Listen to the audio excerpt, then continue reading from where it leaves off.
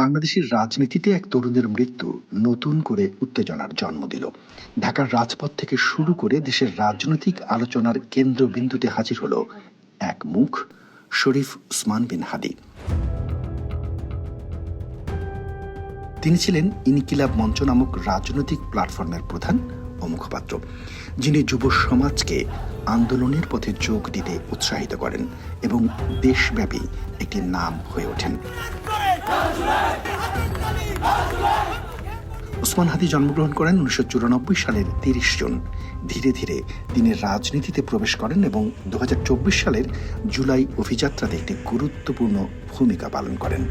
তার গড়া ইনকিলাব মঞ্চ অধিকার, স্বাধীনতা এবং ন্যায়ের জন্য গড়ে ওঠা একটি সামাজিক রাজনৈতিক প্ল্যাটফর্ম। ওসমান হাদী ছিলেন রাষ্ট্রীয় নীতির কঠোর সমালোচক। বিশেষ করে বিদেশি প্রভাব এবং অভ্যন্তরীণ স্বাধীনতা নিয়ে তিনি বক্তব্য রাখতেন।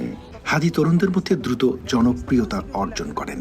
তিনি ঢাকা ৮ আসনের প্রার্থী হিসেবে আগামী নির্বাচনের জন্য তৈরি হচ্ছিলেন এবং একটি শক্তিশালী তরুণ আন্দোলনের প্রতিচ্ছবি হয়ে ওঠেন। তার বক্তব্যগুলো বিতর্ক তৈরি করেছিল এবং সমর্থন, সমালোচনা উভয়কেই আকৃষ্ট করেছিল। 12 ডিসেম্বর 2025 ঢাকার পুরোনা পল্টন এলাকায় জুম্মার নামাজের পর হামলার শিকার হন হাদী।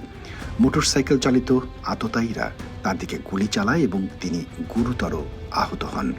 স্থানীয়রা তাকে প্রথমে ঢাকা মেডিকেল কলেজ হাসপাতালে নিয়ে যায়, পরে উন্নত চিকিৎসার জন্য এভার কেয়ার হাসপাতাল এবং পরবর্তীতে সিঙ্গাপুর জেনারেল হাসপাতালে নেওয়া হয়।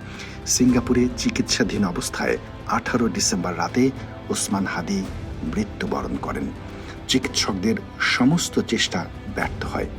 তার মৃত্যুতে সরকারের পক্ষ থেকে একদিন শোক ঘোষণা করা হয়। ওসমান হাদীর জীবন ছিল একটি উত্তেজক রাজনৈতিক যাত্রা, এক তরুণের সংগ্রাম, জনসমর্থন ও বিতর্কের মিশ্রণ। তার মৃত্যু বাংলাদেশের রাজনীতিতে একটি বড় প্রভাব ফেলে দিয়েছে এবং বাংলাদেশের রাজনৈতিক ভবিষ্যতেও তার ছাপ রয়ে যাবে। ঠিকানা নিউজ, নিউ ইয়র্ক।